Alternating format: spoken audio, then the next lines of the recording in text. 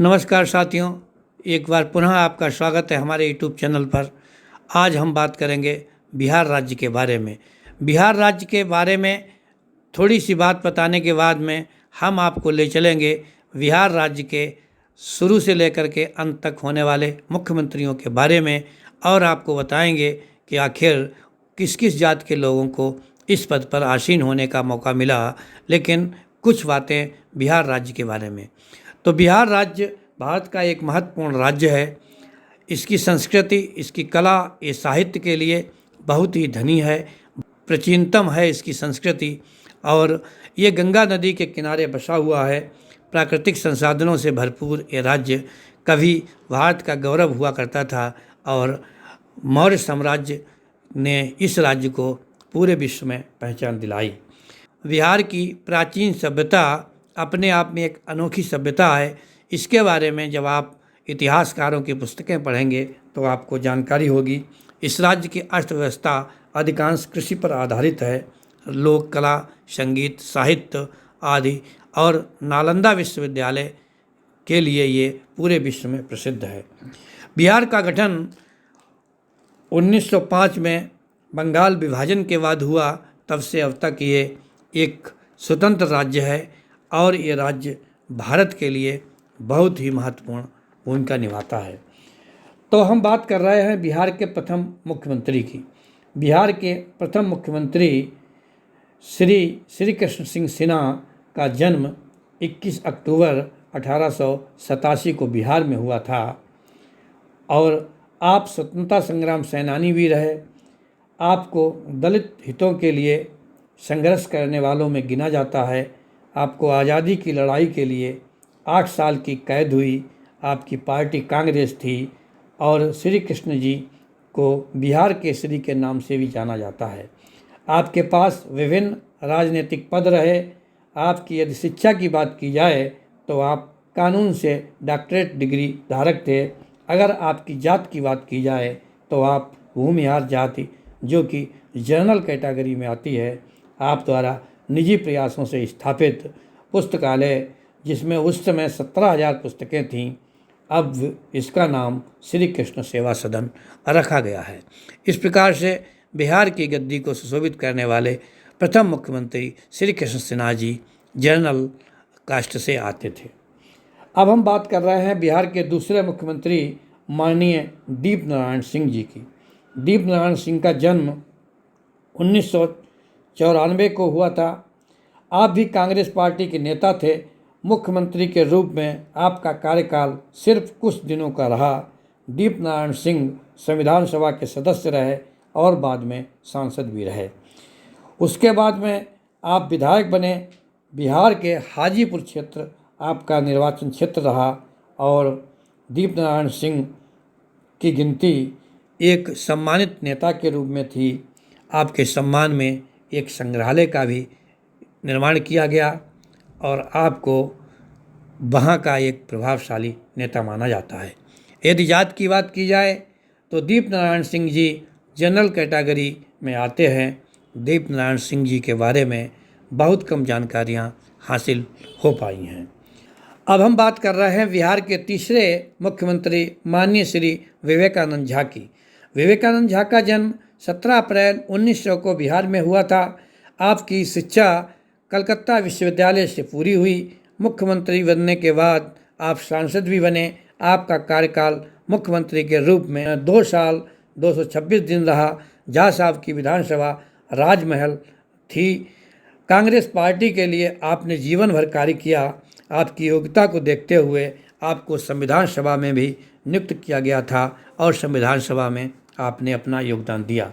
यदि आपकी जात की बात की जाए तो आप ब्राह्मण जाति से थे। आपका धर्म हिंदू था, जैसा आपका सरनेम टाइटल बताता है। अब हम बात कर रहे हैं बिहार के चौथे मुख्यमंत्री माननीय श्री कृष्ण वल्लभ सहाय जी की। श्री कृष्ण वल्लभ सहाय का जन्म 31 दिसंबर 1898 को हुआ था। सहाय जी भारत के स्वतंत्रता संग्राम के सेनानी थे। आज़ादी के बाद आप राजनीति में सक्रिय हो गए और बिहार के सरकार में आप राजस्व मंत्री बनाए गए। 1963 में बिहार के मुख्यमंत्री के रूप में आपने शपथ ली। आपका राजनीति से गहरा रिश्ता था और बिहार की राजनीति में आज भी आपको सम्मान से याद किया जाता है। आपकी शिक्षा स्नातक स्तर की थी, जो कि आपने कोलंबस विश्वविद्यालय से पूरी की थी। आपको एक बार अपनी स्वतंत्रता के संबंध में गतिविधियों के कारण अंग्रेजों द्वारा 1 वर्ष की सज़ा भी दी गई और आपने अपने कार्यकाल में बहुत अच्छे अच्छे कार्य किए। आपकी अंग्रेजी भाषा पर बहुत अच्छी पकड़ थी, इस कारण से आपको स्वर्ण पदक दिया गया था। अगर हम बात करें कृष्ण वल्लभ सहाय की जात की, तो आपकी जात कास्ट थी जो कि जनरल कैटेगरी में आती है। एक रोड एक्सीडेंट में आपकी दर्दनाक मौत हो गई, लेकिन आपको किसान विरोधी माना जाता था क्योंकि आपने जिम्मेदारों के खिलाफ कई कदम उठाए थे। अब हम बात कर रहे हैं बिहार के 5वें मुख्यमंत्री महामाया प्रसाद सिन्हा जी की। महामाया प्रसाद सिन्हा जी का जन्म बिहार में हुआ था। आप 5 मार्च 1967 को बिहार के 5वें मुख्यमंत्री बने और इस पद पर आप 28 जनवरी 1968 तक अर्थात कुल 329 दिन तक रहे। कुछ अलग था तो आप जन क्रांति दल के द्वारा मुख्यमंत्री चुने गए थे। यदि आपकी जात की बात की जाए तो आप जनरल कैटेगरी से आते थे, बस पार्टी का अंतर था। अर्थात ये माया प्रसाद जी बिहार के पहले गैर कांग्रेसी मुख्यमंत्री बने। पटना पश्चिमी आपका विधानसभा क्षेत्र था। अब हम बात कर रहे हैं बिहार के 6वें मुख्यमंत्री माननीय सतीश चंद्र सिंह की। सतीश चंद्र सिंह का जन्म बिहार प्रांत में हुआ था और बिहार के 6वें मुख्यमंत्री के रूप में 28 जनवरी 1968 को आपने शपथ ली और सिर्फ 5 दिन आपका ये कार्यकाल रहा। आपकी पार्टी का नाम शोषित दल था। सतीश चंद्र सिंह का निर्वाचन क्षेत्र परबत्ता था। आपको बिहार के मुख्यमंत्री के रूप में सबसे कम समय तक कार्य करने का मौका मिला। आपके संबंध में अधिक जानकारी नहीं है, अर्थात सरनेम से हम लोग समझ सकते हैं कि आप जनरल कैटेगरी में आते थे, लेकिन आपकी जाति का स्पष्ट उल्लेख नहीं मिल पा रहा है। अब हम बात कर रहे हैं बिहार के 7वें मुख्यमंत्री माननीय बीपी मंडल अर्थात बिंदेश्वरी प्रसाद यादव जी की। बीपी मंडल का जन्म 25 अगस्त 1918 को बनारस उत्तर प्रदेश में हुआ था और उत्तर प्रदेश में जन्मे बीपी मंडल बिहार की राजनीति में सक्रिय रहे। बीपी मंडल ने कठिन हालातों में 1 फरवरी 1968 को मुख्यमंत्री पद की शपथ ली और सिर्फ 51 दिन अर्थात 2 माह के लगभग आप इस पद पर सुशोभित रहे।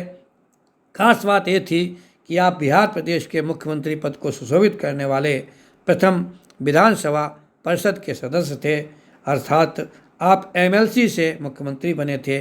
वीपी मंडल भी एक गैर कांग्रेसी मुख्यमंत्री रहे।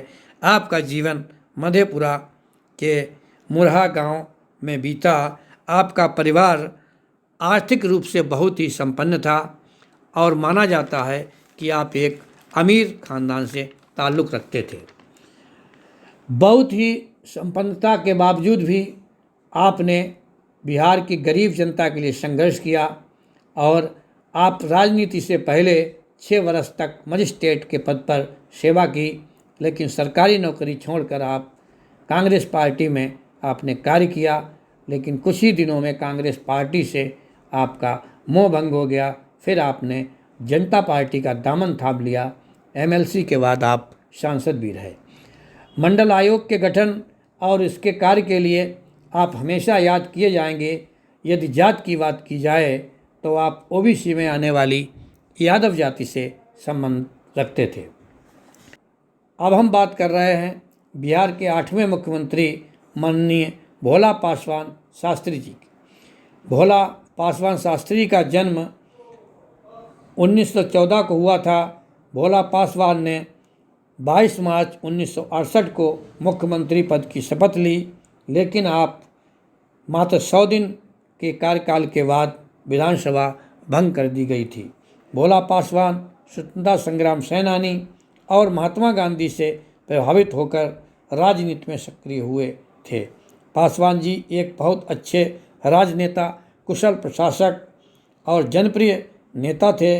आपकी पहचान एक न्यायप्रिय और पारदर्शी व्यवस्थापक के रूप में की जाती है।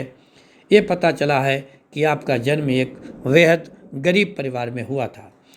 एक खास बात ये थी, आपने बिहार मुख्यमंत्री के रूप में 3 बार कार्य किया। यदि आपकी जात की चर्चा की जाए तो आप बिहार के प्रथम दलित मुख्यमंत्री बने। गांव, गली, खेत खलिहान में मीटिंग लगाकर जनता की समस्याओं का समाधान करना आपकी पहचान थी। प्रशासन के रूप में आप अधिक दिनों तक नहीं टिक सके, लेकिन आप अपनी जनता के बीच जाने वाले, ज़मीन पर अधिकारियों के साथ बैठकर काम करने वाले एक अनोखे मुख्यमंत्री थे। और कहा जाता है कि आप साइकिल से के द्वारा विधानसभा जाते थे। आप एक सादगी की मिसाल थे। अब हम बात करते हैं बिहार के नवे मुख्यमंत्री के रूप में श्री माननीय हरिहर सिंह की। आपका जन्म भी बिहार के बक्सर जिले में हुआ था। हरिहर सिंह ने 26 जनवरी 1969 को बिहार के मुख्यमंत्री के रूप में शपथ ली और 12 जून 1969 अर्थात केवल 117 दिन तक आप इस पद पर सुशोभित रहे। आपका निर्वाचन क्षेत्र नया गांव रहा। आप भारतीय राष्ट्रीय कांग्रेस के नेता थे। आपके बारे में बहुत अधिक जानकारियां नहीं हैं और आपकी जाति के बारे में भी कुछ प्रमुख जानकारियां नहीं उपलब्ध हो पाई, अर्थात आपकी जाति क्या थी ये अभी सर्च का विषय है। अब हम बात कर रहे हैं बिहार के 10वें मुख्यमंत्री माननीय दारोगा प्रसाद जी की। दारोगा प्रसाद राम जी का जन्म बिहार में हुआ था। आपने 16 फरवरी 1970 को बिहार के मुख्यमंत्री के रूप में शपथ ली। आप लगभग 1 वर्ष तक इस पद पर रहे। आप भी कांग्रेस पार्टी के नेता थे। बात बहुत ही दिलचस्प है कि आपकी पुत्र की बड़ी पुत्री माननीय लालू प्रसाद यादव के पुत्र श्री तेज प्रताप यादव की पत्नी हैं। आपके बारे में अधिक जानकारी उपलब्ध नहीं है और इतना माना जाता है कि बिहार की राजनीति में आपकी अच्छी खासी पकड़ थी और आपकी जात के बारे में भी कुछ खास जानकारी नहीं मिल पा रही है। अब हम बात कर रहे हैं बिहार के 10वें मुख्यमंत्री माननीय कर्पूरी ठाकुर जी की।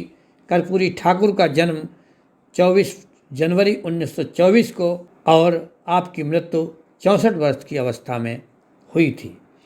आपने बिहार के मुख्यमंत्री के रूप में 22 दिसंबर 1970 को बिहार की कुर्सी संभाली और 163 दिन तक आपने इस पद पर कार्य किया। आपका निर्वाचन क्षेत्र समस्तीपुर रहा।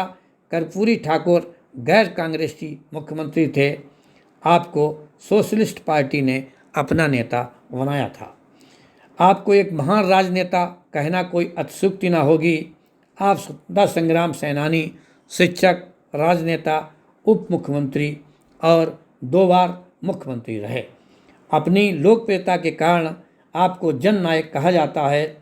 आपकी सेवाओं को देखते हुए 2024 को भारत सरकार ने मरणोपरांत आपको भारत रत्न सम्मान से सम्मानित किया। यदि जात की बात की जाए तो आप ओबीसी की कैटेगरी में आने वाली नाई जाति से संबंध रखते थे। अब हम बात कर रहे हैं बिहार के मुख्यमंत्री माननीय केदारनाथ पांडे जी की। 19 मार्च 1972 को बिहार के 11वें मुख्यमंत्री के रूप में आपको कार्य करने का मौका मिला। आप इस पद पर 1 साल 283 दिन अर्थात 2 जुलाई 1973 तक आसीन रहे। आपका जन्म 14 जून 1920 को चंपारण जिले में हुआ था। पांडे जी विधि से स्नातक थे। आपकी पार्टी भारतीय राष्ट्रीय कांग्रेस थी। आपका निर्वाचन क्षेत्र था नौतान। केदारनाथ पांडे स्वतंत्रता संग्राम सेनानी, अधिवक्ता और अंग्रेजों द्वारा आपको एक बार 11 माह की सजा भी दी गई थी। आप कृषि मंत्री, पुलिस, सिंचाई आदि विभागों के मंत्री रहे। बाद में आप बिहार के मुख्यमंत्री बने। आपको ट्रेड यूनियन का एक अच्छा लीडर माना जाता है। यदि जात की बात की जाए तो आप जनरल कैटेगरी में आने वाले ब्राह्मण जात से संबंध रखते थे। आपके संबंध में भी बहुत कुछ जानकारियाँ उपलब्ध नहीं हैं। आगे हम बात कर रहे हैं बिहार के प्रथम अल्पसंख्यक मुख्यमंत्री बनने वाले जनाब अब्दुल गफूर साहब के बारे में। माननीय अब्दुल गफूर साहब का जन्म 1918 को गोपालगंज बिहार में हुआ था। आप पहले मुस्लिम मुख्यमंत्री होने के साथ बिहार के दूसरे एमएलसी मुख्यमंत्री भी थे, अर्थात आप एमएलसी पद पर रहते हुए आपने मुख्यमंत्री की शपथ ली थी। अब्दुल गफूर को 2 जुलाई 1973 को मुख्यमंत्री पद की शपथ दिलाई गई और आप इस पद पर 11 अप्रैल 1973 तक रहे। कुल मिलाकर आप बहुत अधिक दिन तक मुख्यमंत्री नहीं रहे। यदि दल की बात की जाए तो आप भारतीय राष्ट्रीय कांग्रेस के सदस्य रहे और आप वहीं से राजनीति में सक्रिय हुए था। आपका परिवार कृषि कार्य से जुड़ा था। अब्दुल गफूर की उच्च शिक्षा अलीगढ़ विश्वविद्यालय से हुई। बिहार के मुख्यमंत्री के बाद आप राजीव गांधी सरकार में कैबिनेट मंत्री भी रहे। यदि जात की बात की जाए, जैसा कि आपके नाम से ही इंगित होता है, आप अल्पसंख्यक समुदाय से मुस्लिम थे। अब्दुल गफूर ने स्वतंत्रता संग्राम आंदोलन में भाग लिया और आपको अपने भाषणों के लिए जाना जाता था। इस प्रकार से आप बिहार के प्रथम अल्पसंख्यक मुख्यमंत्री थे। अब हम बात कर रहे हैं बिहार के 13वें मुख्यमंत्री माननीय जगन्नाथ मिश्र जी की। मिश्र जी का जन्म 24 जून 1937 को हुआ था। 11 अप्रैल 1975 को आपने बिहार के मुख्यमंत्री के रूप में शपथ ली। इस पद पर आप 30 अप्रैल 1977 अर्थात 2 वर्ष तक रहे। आपका निर्वाचन क्षेत्र झंझारपुर रहा। आप 3 बार बिहार के मुख्यमंत्री रहे। मिश्र जी ने अपने कैरियर की शुरुआत एक शिक्षक के रूप में की थी। आप अर्थशास्त्र के प्रोफेसर थे। बाद में आप कांग्रेस पार्टी से जुड़े और संघर्ष के बलबूते आप 3 बार बिहार के मुख्यमंत्री पद तक पहुँचे। फिर आप केंद्र में मंत्री भी रहे। चारा घोटाले में आपको दोषी माना गया और चारा घोटाले में ही 4 वर्ष का कारावास हुआ और 2 लाख रुपए का अर्थदंड भी आप पर लगाया गया। आपने अपने राजनीतिक जीवन में कई पदों पर कार्य किया। यदि जात की बात की जाए तो आप जनरल में आने वाले ब्राह्मण जाति के थे। अब हम बात कर रहे हैं बिहार के 14वें मुख्यमंत्री माननीय राम सुंदर दास जी की। राम सुंदर दास जी का जन्म 9 जनवरी 1921 को हुआ था और आपकी मृत्यु 94 वर्ष की अवस्था में पटना में हुई। राम सुंदर दास जी ने 21 अप्रैल 1979 को बिहार के मुख्यमंत्री के रूप में शपथ ली। राम सुंदर दास जी इस पद पर 17 फरवरी 1980 अर्थात 302 दिन तक रहे।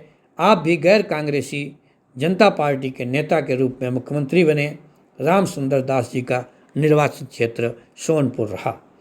आपने एक नेता के रूप में पहली सफलता 1965 में एमएलसी बनकर प्राप्त की। 1977 से 1990 तक आप विधायक रहे और आप हाजीपुर से 2 बार सांसद भी रहे। और यदि आपकी जात की बात की जाए तो आपकी जात की पूरी जानकारी नहीं मिल पा रही है, अर्थात आपके बारे में बहुत कम जानकारियाँ उपलब्ध हैं। इसके बाद हम बात कर रहे हैं बिहार के अगले मुख्यमंत्री श्री माननीय चंद्रशेखर जी की। चंद्रशेखर जी का भी जन्म बिहार में हुआ था। आपने 14 अगस्त 1983 को बिहार के मुख्यमंत्री के रूप में शपथ ली और आप इस पद पर 1 वर्ष 210 दिन तक रहे। आप भी गैर कांग्रेसी मुख्यमंत्री थे। आपके बारे में भी अधिक जानकारी नहीं है, अर्थात आप किस जाति के थे ये जानकारी उपलब्ध नहीं है। अगले पायदान पर हम बात कर रहे हैं बिहार के 16वें मुख्यमंत्री माननीय बिंदेश्वरी देवी जी की। देवी जी ने 12 मार्च 1985 को बिहार के मुख्यमंत्री के रूप में शपथ ली और इस पद पर अब आप लगभग 3 वर्ष तक आसीन रहे। बिंदेश्वरी जी का जन्म 14 जनवरी 1923 को हुआ था और आप भोजपुर के रहने वाले थे। दुबे जी को स्वतंत्रता संग्राम सेनानी, राजनेता, कुशल प्रशासक एवं श्रमिक नेता माना जाता है। बिहार के मुख्यमंत्री के साथ साथ आप केंद्र सरकार में मंत्री भी रहे। दुबे जी इंटक अर्थात इंटक के राष्ट्रीय मजदूर कांग्रेस के राष्ट्रीय अध्यक्ष भी रहे। आप विधायक तो 6 बार बने और आप लोकसभा के सदस्य भी रहे। आपका निर्वाचन क्षेत्र शाहपुर रहा। दुबे जी को कई बार मंत्री बनने का शुभ अवसर प्राप्त हुआ। आपका प्रभाव बहुत ही बड़ा था, अर्थात आपको कांग्रेस का एक बहुत अच्छा नेता माना जाता था। आपकी पूरी पार्टी में बहुत मजबूत पकड़ थी। यदि जात की बात की जाए तो आप भी जनरल कैटेगरी में आने वाली ब्राह्मण जाति से थे। अब हम बात कर रहे हैं बिहार के 17वें मुख्यमंत्री माननीय भगवत झा आज़ाद की। आज़ाद जी ने 14 फरवरी 1988 को बिहार के मुख्यमंत्री के रूप में शपथ ली और इस पद पर आप 10 मार्च 1989 तक अर्थात 1 साल 24 दिन तक आसीन रहे। भगवत झा का जन्म बिहार राज्य में हुआ था। आपने अपनी राजनीतिक पारी की शुरुआत एमएलसी के रूप में की थी और आप कांग्रेस पार्टी के अच्छे लीडर थे। आपके बारे में और अधिक जानकारी तो नहीं है, किंतु सरनेम के आधार पर कहा जा सकता है कि आप जनरल कैटेगरी में आते थे। अब हम बात कर रहे हैं बिहार के अगले मुख्यमंत्री माननीय सत्येंद्र नारायण सिन्हा जी की। आपका जन्म 12 जुलाई 1917 को बिहार में हुआ था। सिन्हा जी ने 11 मार्च 1989 को ही बिहार के मुख्यमंत्री के रूप में शपथ ली और सिन्हा जी इस पद पर 210 दिन तक आसीन रहे। आपने अपनी पारी एमएलसी के रूप में शुरू की थी। एक भारतीय राजनेता, स्वतंत्रता संग्राम सेनानी, सांसद, शिक्षा मंत्री और आप जेपी आंदोलन के मुख्य स्तंभ थे। आपकी एक विशेषता ये भी थी कि आप 7 बार सांसद रहे। आपके लोकसभा क्षेत्र को मिनी चित्तौड़गढ़ के नाम से जाना जाता रहा। आपको लाल बहादुर शास्त्री का शिष्य माना जाता था। माना जाता है कि आप सादगी पसंद व्यक्ति थे और आपकी पत्नी भी सांसद रहीं। इस तरह से आप महिला सशक्तिकरण के प्रबल दावेदार थे। यदि जात की बात की जाए तो आप भी जनरल कैटेगरी में आते हैं। आप राजनीति के एक कुशल खिलाड़ी थे। आप विभिन्न पदों पर रहे थे। अब हम बात कर रहे हैं देश की राजनीति की दशा और दिशा दोनों बदलने वाले एक ठेठ देहाती परिवेश से निकलकर आने वाले बिहार के 19वें मुख्यमंत्री माननीय लालू प्रसाद यादव जी की। अपनी राजनीति की शुरुआत बिहार विधानसभा से न कर बिहार विधान परिषद से करने वाले लालू प्रसाद जी 10 मार्च 1990 को पहली बार मुख्यमंत्री पद की शपथ लेते हैं और आप कार्यकाल 5 वर्ष तक पूरा रहा। उस समय आप जनता पार्टी के नेता थे और आपका जन्म 11 जून 1948 को बिहार के एक गांव में हुआ था। कुछ समय बाद आपने अपनी स्वयं की पार्टी राष्ट्रीय जनता दल की स्थापना की। हम बात कर रहे हैं आपकी राजनीतिक सूझबूझ की, तो जब आप यूपीए सरकार में रेल मंत्री बनाए गए तो वर्षों से घाटे में चल रहे भारतीय रेल विभाग को आप मुनाफे में लाने वाले पहले रेल मंत्री साबित हुए और इस कार्य के लिए आपकी पहचान अंतर्राष्ट्रीय स्तर पर बन गई थी।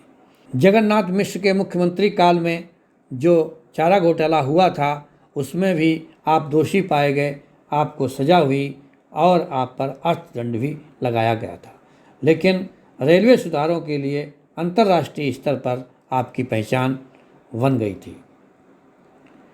अब हम बात कर रहे हैं बिहार की पहली महिला मुख्यमंत्री श्रीमती राबड़ी देवी जी के बारे में।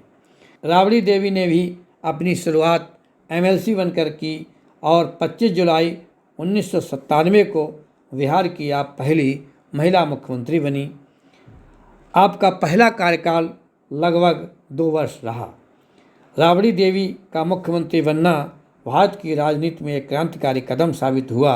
घर की चरदीवारी से बाहर निकलकर सीधे बिहार की शीर्ष कुर्सी तक पहुंचना एक महिला के लिए बहुत बड़ी उपलब्धि थी। माना जाता है कि राबड़ी देवी ज़्यादा पढ़ी लिखी नहीं थी, लेकिन फिर भी आपने अपने संघर्षों के बूते 3 बार बिहार की मुख्यमंत्री कुर्सी को सुशोभित किया। आपने महिला सुधारों के बारे में बहुत अधिक कार्य किया। अब हम बात कर रहे हैं बिहार के एक अन्य मुख्यमंत्री माननीय श्री नीतीश कुमार जी की, जिनके नाम कई रिकॉर्ड हैं। नीतीश कुमार का जन्म 1 मार्च 1951 को बख्तियारपुर बिहार में हुआ था। नीतीश कुमार जी ने पहली बार 3 मार्च 2000 को मुख्यमंत्री पद की शपथ ली, जो कि सिर्फ 7 दिन ही आपको काम करने का मौका मिला। कुछ समय बाद नीतीश कुमार ने जनता दल यूनाइटेड के नाम से एक राजनीतिक दल की स्थापना की। आप बिहार के सबसे अधिक दिनों तक मुख्यमंत्री बने रहने वाले का रिकॉर्ड अभी तक आपके नाम है। आपने भी राजनीति की शुरुआत एमएलसी बनकर की थी। आपकी शिक्षा की बात की जाए तो आपने इंजीनियरिंग की शिक्षा ली थी और कुछ समय तक आपने सरकारी सेवा भी की। आपके पिताजी एक आयुर्वेदिक वैद्य थे। फिर आपने केंद्रीय मंत्री का भी दायित्व निभाया। आपने कई बार भारतीय राजनीति में सबको आश्चर्यचकित कर दिया। आपने कई बार पाला बदला और गेंद हमेशा अपने पाले में ही रखी। इस प्रकार से आप कई बार मुख्यमंत्री रहे। वर्तमान समय में आप मुख्यमंत्री हैं और बिहार के एक अच्छे नेता के रूप में आप जाने जाते हैं। कुछ राजनेता आपको विकास पुरुष भी मानते हैं। अब हम बात कर रहे हैं नीतीश कुमार जी की जाति की। तो नीतीश कुमार जी ओबीसी में आने वाली कुर्मी जाति से हैं, जिन्हें गंगवार पटेल भी उत्तर प्रदेश में कहा जाता है। अब हम बात कर रहे हैं बिहार के एक और दलित मुख्यमंत्री माननीय जीतन राम मांझी जी की। मांझी जी का जन्म 6 अक्टूबर 1944 को बिहार में हुआ था। आप दलित समुदाय के तीसरे मुख्यमंत्री बने। जीतन राम मांझी ने 20 मई 2014 को मुख्यमंत्री पद की शपथ ली और आप इस पद पर 278 दिन अर्थात 1 साल से कम समय तक रहे। आपके मुख्यमंत्री बनने के पीछे की बहुत दिलचस्प कहानी है। जब माननीय नीतीश कुमार जी पर एक आरोप लगता है, नीतीश कुमार जी जेल जाते हैं, तो उन्होंने कहा था कि जब तक मैं निर्दोष साबित नहीं हो जाता हूं तब तक मैं मुख्यमंत्री पद पर नहीं बैठूंगा। इन कारणों से आपने अपने सबसे विश्वास पात्र जीतन राम मांझी जी को मुख्यमंत्री बनाया। कहा तो ये भी जाता है कि जब आप जेल से वापस आए तो आपने जीतन राम मांझी से इस्तीफा मांगा और आपने कहा क्योंकि मैं अब मुख्यमंत्री स्वयं बनूंगा, लेकिन आपने इस्तीफा नहीं दिया और यहीं से आपका अविश्वास प्रस्ताव के द्वारा आप मुख्यमंत्री पद से हटाए गए थे। कहानी बहुत लंबी है, लेकिन जीतन राम मांझी जो कि एक राजनीतिक विशेषज्ञ हैं, अपनी राजनीति के लिए जाने जाते हैं। इन्होंने फिर नीतीश कुमार जी से अलग होकर के हिंदुस्तानी आवामी मोर्चा नाम से एक नया दल बनाया और आप तब से अब तक अपने दल के लिए कार्य कर रहे हैं। आपके पुत्र भी राजनीति में हैं और आप उस समय जब मुख्यमंत्री नहीं थे तो मज़ेदार बात थी कि आप सरकारी सेवा में एक क्लर्क की नौकरी कर रहे थे। तो आपका ये राजनीतिक सफ़र बहुत ही दिलचस्प था कि आप एक सरकारी कर्मचारी से आप राजनीति में आए और राजनीति में आने के बाद में भारत के प्रमुख प्रदेश बिहार के शीर्ष पद पर आप पहुँचे। तो नीतीश कुमार जी, इस प्रकार से इनकी जात की बात की जाए तो ये एससी समुदाय से आते थे। साथियों, ये थी साधारण सी जानकारी बिहार के अब तक हुए मुख्यमंत्रियों के बारे में। जितनी जानकारी थी उतनी आपको उपलब्ध कराई गई। साथ ही हम किसी दूसरे वीडियो में जिन नेताओं की आज हमने बात की है उनके बारे में व्यक्तिगत वीडियो बनाकर आपके सामने हाजिर होंगे। ये वीडियो आपको कैसा लगा, कैसी थी सभी नेताओं की उपलब्धियां और आपको इससे क्या सीखने को मिला, कमेंट्स ज़रूर करें। हमारे साथ जुड़े रहें, चैनल को सब्सक्राइब करें, वीडियो को लाइक करें। यदि आपको कोई अन्य जानकारी चाहिए, यदि आप अन्य किसी विषय में वीडियो चाहते हैं तो आप हमें ज़रूर बताएं। आखिर इस वीडियो में आपने जाना कि कौन था बिहार का पहला दलित मुख्यमंत्री, कौन था अल्पसंख्यक मुख्यमंत्री, कौन थी पहली महिला मुख्यमंत्री। अब आगे फिर मिलते हैं एक नई कहानी के साथ, एक नए वीडियो के साथ। तब तक के लिए जय हिंद, जय भारत।